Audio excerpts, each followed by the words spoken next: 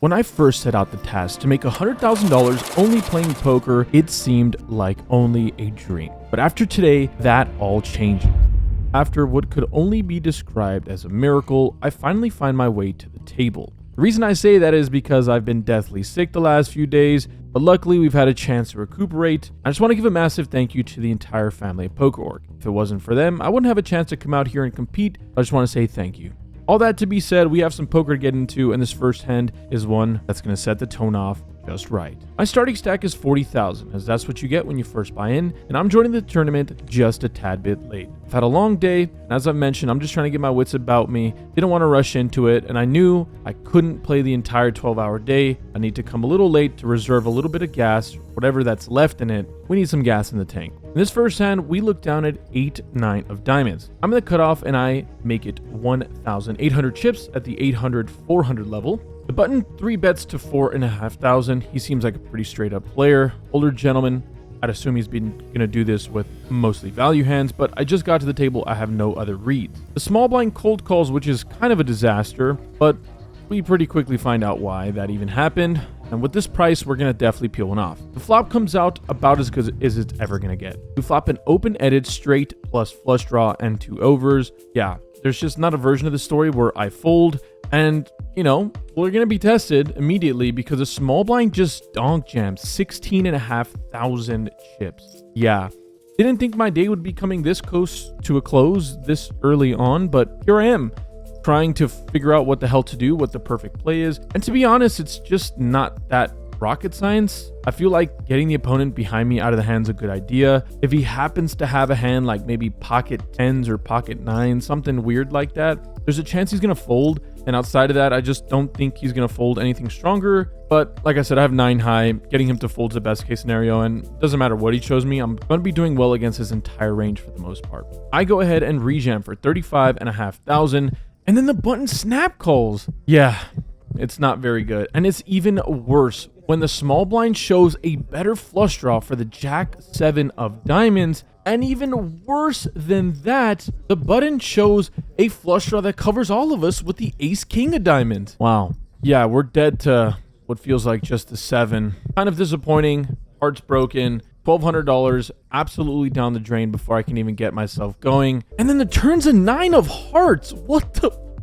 I forgot that if I just made a pair, it's good. No one has a pair in this hand by some miracle, and I am going off to the river with a massive chance of winning and tripling up by a miracle. The river's now a 10 of clubs, and just like that, we ship a massive pot to get things going in the right way. They always tell me it's better to be lucky than good, and it holds to be true here. The best part about having a ton of chips in a tournament is that you almost always have significantly more chips than everyone else. I get to be the bully, and in this next hand, that's going to be tested. I have a starting stack of 100,000. It's 2K, 1K at this point. Early position makes it 4,000 to go. I'm in the cutoff with Ace-Jack offsuit, and I make the call. The flop comes out pretty interesting as there's a flush draw, but I also have top pair, top kicker. The opponent checks it over to me, and I decide to bet for 3,000. Our opponent thinks about it for a moment and then eventually makes the call. The turn card now comes a very interesting 9 of hearts. Interesting because all of the draws get there. Not a whole lot of great things to be had by myself, but when my opponent checks it to me, I think I'd be remiss to miss an opportunity to bet for a little bit of value. Obviously, I'm never going to get any value on the river if it comes a heart or puts forward to a straight, so that's something I'm considering. And the other main thing is that we can still definitely get called by hands that are obviously still drawing or pick up big combo draws. All that to be said, after a bit of thinking myself, I decide to make it 7,000 to go. My opponent then does not something I was expecting as he tank check raises to 25,000 chips. Not leaving himself too much behind. I just don't feel like this is going to be a bluff all that often. Yeah, can you believe I'm sitting here, Mr. Close to Broke himself, the king of calling, is in a very perplexed situation. Top pair, top kicker. It's a good spot to be in. Obviously, we don't have a heart here. I don't love the situation. After a very long tank, I decide to do what I think the right thing is. I don't think my opponent's bluffing often enough on the turn, as I feel like no one ever does in a tournament like this, at the right frequencies, whatever the hell that means. So I'm going to go ahead and pitch this one in the muck. I don't know what my opponent had. I'll never know. But considering I don't have a heart in my hand, there's always a chance that he's slow playing a really big monster on the flop maybe. But he's honestly representing kind of like a flush or nothing. Maybe it's a bit of a tight fold, but considering we probably be having to commit ourselves. I feel like I'd pick a better spot and let somebody this aggressive just punt it off to me later. Well, unfortunately in that last hand, we lost about 10% of our stack, but things have gone fairly swell since then. We've chipped up to about 110,000 by just stealing a couple of blinds here and there and playing pretty solid, honestly. The only thing that can honestly mess us up from the zone we have found is picking up a hand as awful as pocket jacks. Early position limps, I'm in middle position, and I decide to isolate to 7,000 at the 2.5k, 1.5k big blind level. I'm gonna go a little bit on the bigger side here. Obviously, we do have a very good hand. The goal is to isolate this player and be in position, but then out of nowhere, the big blind decides to jam for 60,000. Action now folds to me. This is kind of a very easy situation for us. We get to just call it off here and just hope we are either flipping at best case scenario, or sometimes we're honestly going to have our opponent covered when they have 10s and 9s. Looks like that is exactly what the case is when he shows pocket 10s. And I'll leave it to the run out so we can see how we fare. Whoa. Odds are good. All right, that was a really fun one there. Nothing as exciting as seeing your opponent flop a set, and then you just match them by flopping a bigger set, and then you make quads. Easy freaking game. A good feeling for sure, and I'm very happy to have found a massive chip stack in this situation. This seems like fate.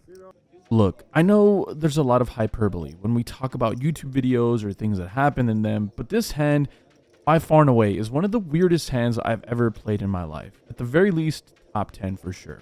Middle position Euro Grinder raises it up to 5,000 at the 2.5k big blind level. I 3-bet after looking down at the parking lot hand. Ace Queen of Hearts, good enough for me to 3-bet in position considering I have him covered. I'm sitting on about 170,000 chips to start the hand. Folds back to our opponent, thinks about it for a second and calls.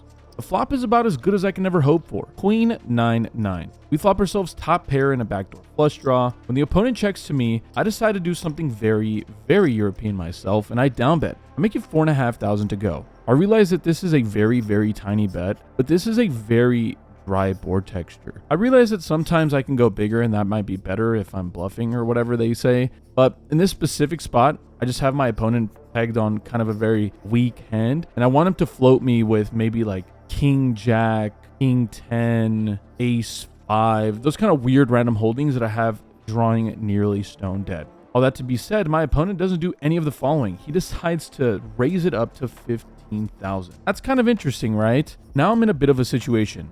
Do I just call here or do I try to play for stacks? Is my hand strong enough to even do that? And to be quite honest, I think all of the above are definitely on the table. I do have my opponent covered, so if by some instance, and it's going to happen sometimes, my opponent has a 9 and I get stacked here, I still have my tournament life secure. But more than that, I think that my opponent can definitely either fold the same hand like ace queen, and or I don't know if they call it merge or whatever nowadays, but he could also stack off with the worst queen like king queen suited, maybe with the backdoor flush draw, or queen jack even, or maybe he's just not a grinder and just stacks off with an open-ended straight draw, backdoor flush draw like jack 10. All that to be said, I decided to do what I would almost never recommend, and I 3-bet this flop. One, because I think my opponent either took my small tiny bet as weakness, or I don't know. I'm just clicking buttons. I make it 40,000 to go. My opponent tanks forever, but he does eventually call. We're going off to a turn card in one of the most bloated pots I've ever played in my life, and it's one of the best ones. It's now a 7 of hearts. If by some miracle I was behind on the flop, I at least now have some semblance of hope going to a river.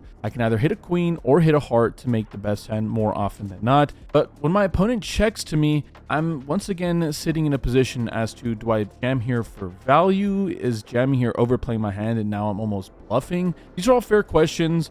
I think we can very easily discredit the following hands. I think my opponent almost never is going to have aces or kings. All those hands definitely 4-bet out of position, has the shorter stack almost every instance. At least that's what I'm aware that you do. Don't think my opponent is going to have queens either. 1, there's only 2 queens left in the deck, and 2, once again, that's a hand that I think clearly is supposed to 4-bet pre-flop. The remaining hands that beat us for value contain a 9, so let's call it 10-9 suited and 8-9 suited. Outside of that, I don't think my opponent's going to be opening any jack 9 or queen 9, and then on top of that calling 3-bets, as I consider him to be a very decent player at the very minimum. So yeah, we can only give him credit for 8-9 suited and 10-9 suited, which obviously there are a few combos of that. But outside of that, I just feel like my opponent is getting really sticky or frisky with a hand that I do beat. All that to be said, not something I'd ever recommend trying at home, but I eventually decide to go all in for 80,000 for value. Sounds crazy when I say it out loud, but at least that's what I'm thinking in real time, and I just want to translate that information to y'all. Anyways, he goes into the tank for too long for me to continue making this video longer than it needs to be, but he eventually decides to fold. We take that pot down, and he is absolutely perplexed with the situation. Yeah, if there's any chance that I can get him to fold a chop, which is definitely something our opponent can have, is also ace-queen, maybe ace-queen offsuit or something like that. That is wonderful. And yeah, pretty happy with the way the hand played out. Obviously, results-oriented. I don't know if I was supposed to play this hand any differently. I'm interested to see what you guys think in the comment section down below. Let's continue on trekking. We have piles now.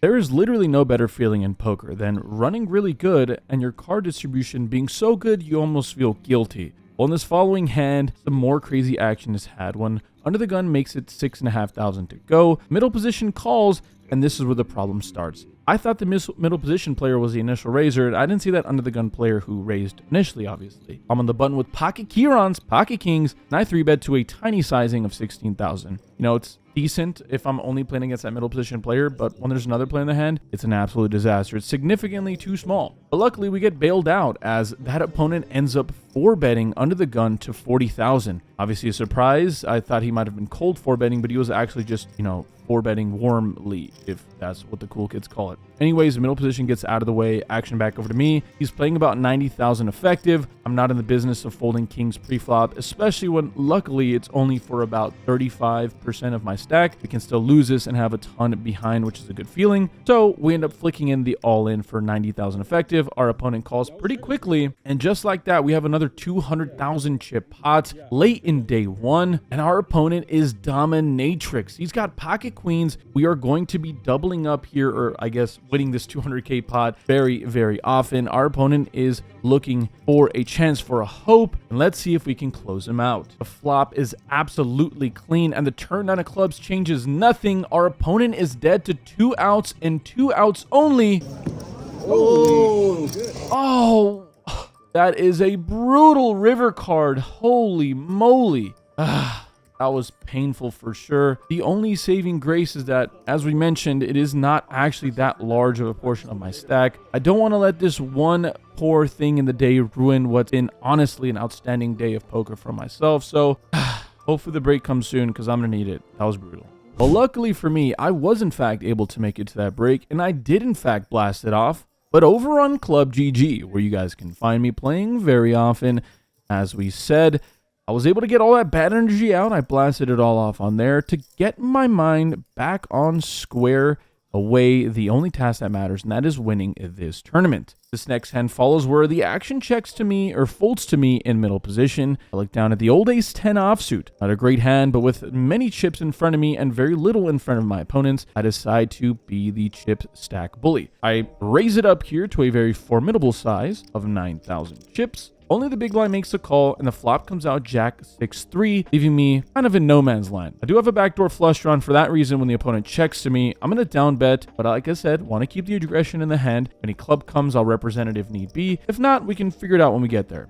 I make it 6k. My opponent then raises to 20,000. Kind of a weird spot here. I don't really know what my opponent is representing. I guess 6s or 3s. He never has pocket jacks here. So yeah, I'm not too sure. There's a ton of clubs, obviously, a bunch of draws out there to be had. So don't want to fold just yet. Ace high can still be the good hand, and obviously we can always improve if need be. I make the call here, and I'm a little bit curious. Curious George, they'd say. Turn card gives me a pair, but not the one I was looking for. It is now a 10 of spades. The opponent continues betting for 20,000. Again, a really weird size. I don't know if this is what they do online, but he probably knows better than me. I didn't call the flop to improve on the turn and fold, so I'm gonna go ahead and make the call and evaluate on the river. And evaluate we do. The river is a jack of hearts. This is literally the best river card in the deck. I feel really confident in the situation. Granted, I don't think it actually changes too much. My opponent doesn't ever have a jack and does this for quasi crazy value.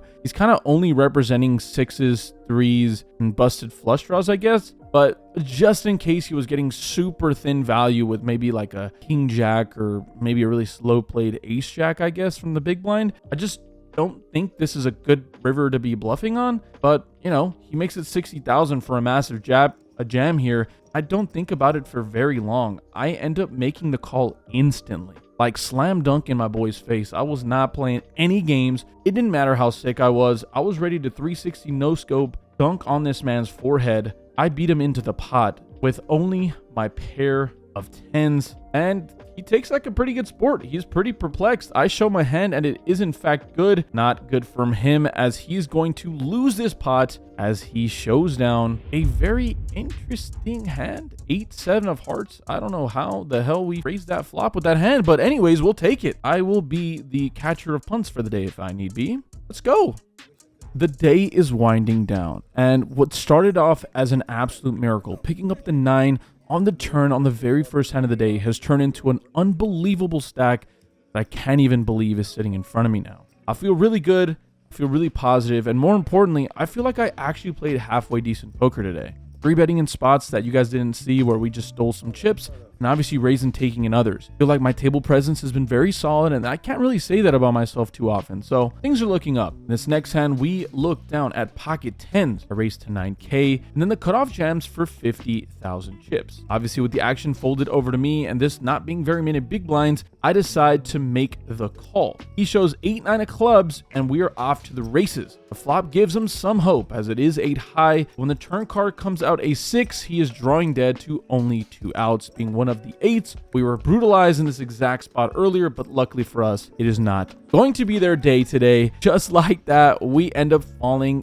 to a beautiful 4 of clubs on the river, absolute brick. And just like that, we ended up with another 100,000 chip pot hitting my way. Today has been something that I couldn't even write a book about. It is my version of the rounder story. The last tournament of the trip, our last hope to make some money, and we've come to play. This was my Michael Jordan flu game. Didn't matter how sick I was, I came to play.